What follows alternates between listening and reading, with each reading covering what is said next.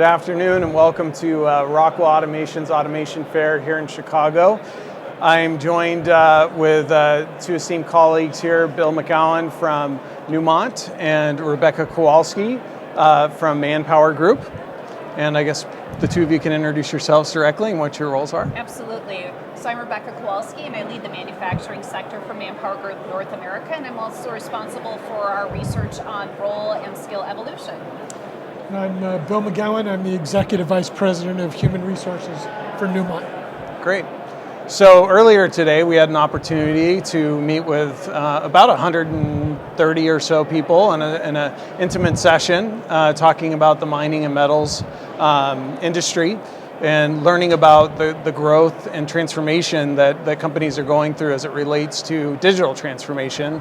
We've talked about IT and OT convergence. We've talked about how that is actually transforming the way in which organizations look at their people, the type of people they need to employ in order to execute against their business strategies. And so, Bill, I'm interested to hear about at Newmont the transformation that you've been going through and how has that impacted your people strategy. Yeah, and we felt we were behind for, when we really started looking at this. And about 3 years ago, we got pretty serious about a kind of digital transformation. And there were a lot of talent implications when that started.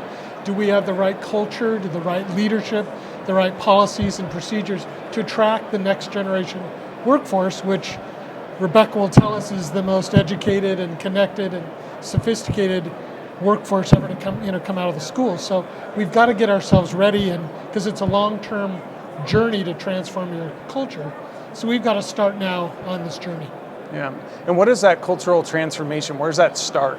Is it a look back at where you've come from and then where you need to go, and then how does that change the dynamic within the organization as they assimilate or adjust to that change?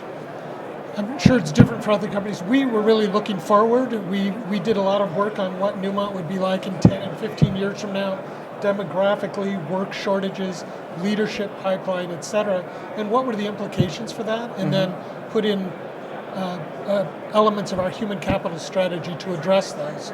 All of this was briefed to our executive team and the board, so they're all committed. Okay. And Rebecca, as it relates to the customers that you engage with, when you think about culture, and how culture plays a part in what we call that connective tissue, right? And being able to attract talent into your organization. Earlier today, you talked about being authentic to the culture of your company as opposed to trying to sell something that you are not. Can you talk a little bit about what you've experienced and how companies are navigating that? Sure, that's right. I think that the thing we have to keep in mind is that we all have a value proposition. We all have a mission that we are out there executing, and so those are things that we fundamentally can't change, right? And so we want to attract people that are attracted to that authentic mission and not try to be all things to all people. You're trying to be all things important and relevant to the talent that you're looking to come and join your organization. At the same time that we do that, we also have to make sure that we have some of these hygiene factors right. We have to understand what the modern workforce is looking for. And in fact, our research in Manpower Group shows that the generations and genders actually have far more in common in terms of things that they're looking for: flexibility, learning opportunities, career advancement. Those are top three as you look around the world and across the generations. And those are not hard things to achieve. You don't have to have the newest, greatest, latest technology or the most modern open working environments. You got to get those things right. Of course, you have to also pay fair wages and all of those table stakes that we're used to and have been used to for many years. But the career advancement, opportunities to learn, and flexibility are crucial, and then you tie that into the mission. What is the good thing that you are doing? We talked in the mining and metals forum about there's quite a lot to be proud of, right? In terms of building communities, building hospitals, building schools. Those are attractive missions, right? So it's not just about producing things, pulling things out of the ground, it's what you're building and producing in those communities, and being really clear about that. That'll pull people in that want to work in that environment. Yeah, that's great. And Bill, with the transformation at Newmont, And we talked a little bit about rumination and how that impacts employees when you go through large change, right? The people that are accustomed to, it can create a toxic or a negative experience for some employees. How have you managed to that in your organization? We've done pretty well, and of course we started with a pretty high trust relationship with our employees. I think these kind of changes, if you don't have that, can make things worse as you go through a digital revolution. But if you have good trust and you build upon that with good communications, transparent, authentic in terms of where you're headed, we've committed at Newmont to retraining and upskilling as opposed to replacing. So all those messages, I think, help employees feel calmer about the future. They're seeing a digital revolution in their own personal lives, how they buy and everything else, and they buy into it. They're not resistant. Okay. That's helpful. And I know at Newmont, as you had shared earlier, that there's things that you've done from a benefits perspective or total rewards perspective for your employees to be a little bit more progressive and look outside of the walls and the confines of your organization to see what other companies are doing by way of offering benefits. What are some of those things that you're doing that's different today than before? Yeah, we've watched carefully what's coming out of Silicon Valley and some of the more progressive industries. A couple of years ago, we did a big expansion of our leave policy to provide more paid benefits for young mothers, also for fathers, but also for caring for the elderly, which helps kind of the older part of our employee population. We added domestic partner coverage, transgender benefits. So we've tried to stay kind of on the positive edge of putting in policies that reinforce our inclusive culture. Yeah, great. And Rebecca, what are you seeing in a total rewards? You talked about employee development. You've talked about continuous education, knowledge transfer, all these things that are happening kind of simultaneously. All at the same time, we're trying to figure out how to keep the great employees that we have within our organizations, and it's not a one-size-fits-all approach. And so what are you seeing from the marketplace as you interact across multiple industries? Is it consistent, or is it more a la carte, if you will? Well, let me say that I think the organizations that are going to win are the ones that approach a full life cycle for talent management and retention.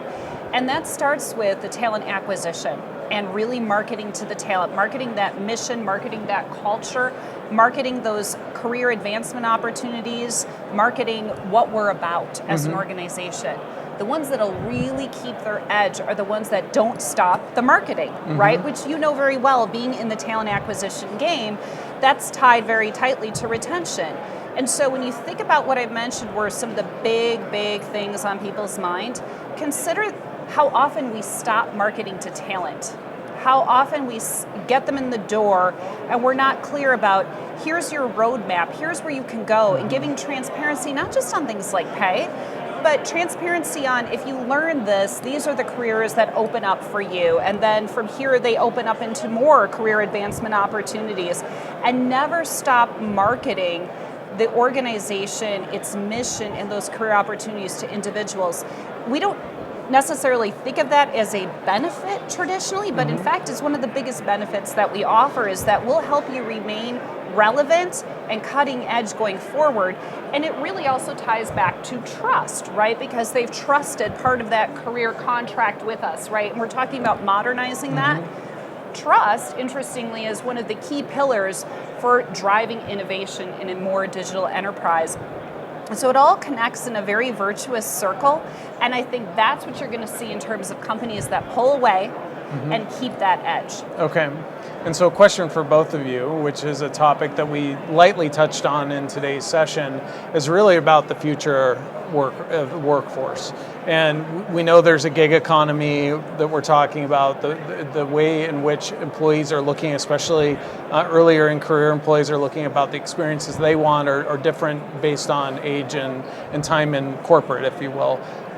how are you thinking about, I guess starting with Bill first, how are you thinking about this, the idea of the gig economy, the idea of the future of work? Do you need to have a college education in order to go into corporate? We know many companies are starting to remove those restrictions.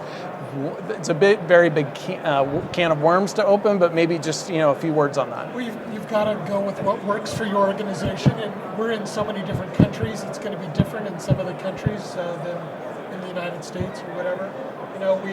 We've done a lot of research on Generation X, Y, and Z and what they want.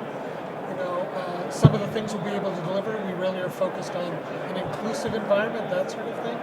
But we also know they don't love hierarchy.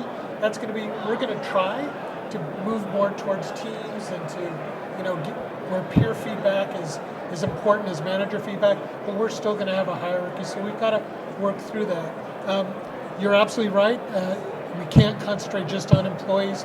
We've got to look at the broader workforce, contractors, partners, the gig economy workers. They're all part of your workforce. And believe me, communities and government don't distinguish who's an employee and who's a contractor.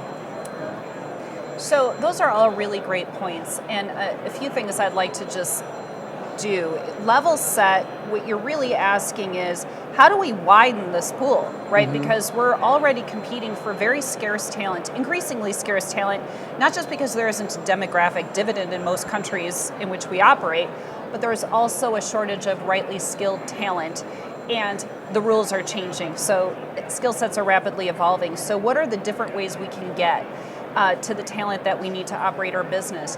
I think one of the things to be mindful of, first of all, is manage your own house, right? Which is get good at hiring on potential. Understand that we are buying talent to build it, mm-hmm. right? Or we're borrowing it from the gig economy and bringing it in to offer an external perspective that we wouldn't otherwise have. But they're also going to expect development, right? Because each gig they want to build on the last one that they had. So that's part of managing our house, right? And the other piece then is looking at the portfolio of investments we make on talent acquisition and retention, understanding that in fact, partners, for instance, are a way to accelerate your evolution as an organization. They're a way to manage against tissue rejection mm-hmm. that we may have as we're trying to take our company in a new and uncomfortable position. And they're a hedge against a shortage. They're also a hedge against, well, maybe I just needed that talent in that point in time to get me over a hump, to get me over a transition, right? And so really thinking about talent as an investment portfolio, and you're right, you have to think about them all as being attached, right? Mm-hmm. Whether they are partners, they are contractors, they are gig workers, they're temporary employees, they're permanent employees, they're part of that talent portfolio, and you are, in all cases, actually investing in helping them get forward because they expect that from you in exchange for the work they're going to produce for you. Yeah. I think that's a great point, Rebecca, and the whole idea of I forgot the point I was going to make. Yeah. I can't remember. It'll come to me. That's the nice thing about a fireside chat, yeah, right? That's it's right. Just a little impromptu and it'll come back to you. Well, right? I say, something to play off of what you were talking about, Rebecca, is comfort. You mentioned the word comfort, and I always say comfort's the enemy of progress. And so we got to get uncomfortable in the way that we think and really break down some of those silos and systemic issues that exist in companies, especially companies that have been around for 50 or 100 plus years, where you have kind of that legacy mindset.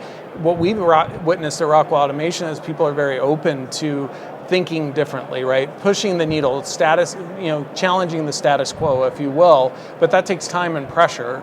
But you're also in a foot race with the rest of your competitors to get to the finish line. And so, Bill, I'm curious. I remember my point now. Good.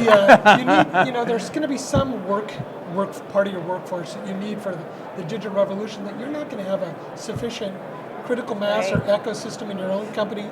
You may be able to get them in, but you're not going to be able to have them flourish and go anywhere because you're just not big enough in that. Yes. Big data may be an example of that.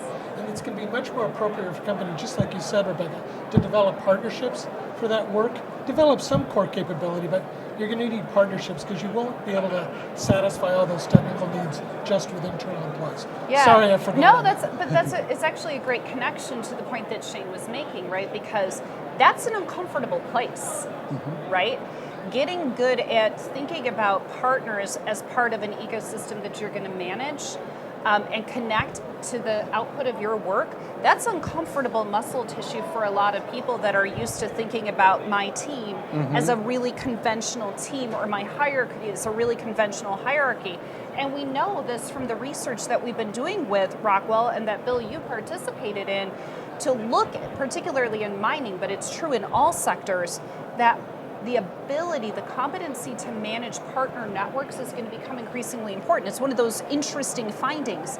The other thing I wanted to just tie out to, you mentioned that, the word comfort, right? And we better get used to a different definition of comfort, because we're going to keep getting pushed and pushed and pushed. There's no leveling up and you're done for a while. It's a continual climb, which is why learnability and adaptability are important.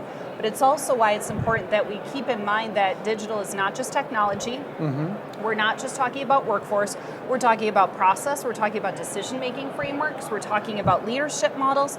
If you don't have the conditions for fluid thinking and agility, or you have incentives that you haven't really reflected on, wait a second, your incentive essentially is a disincentive for me, and you haven't taken a whole system perspective to this, you won't get out of it that speed and innovation. I'm sure you found that. No, and I mean, I think many companies have experienced, they tried to build something, it doesn't have the support it needs, and it falls apart. Yeah. And it needs all of the things you just mentioned to flourish. Yeah.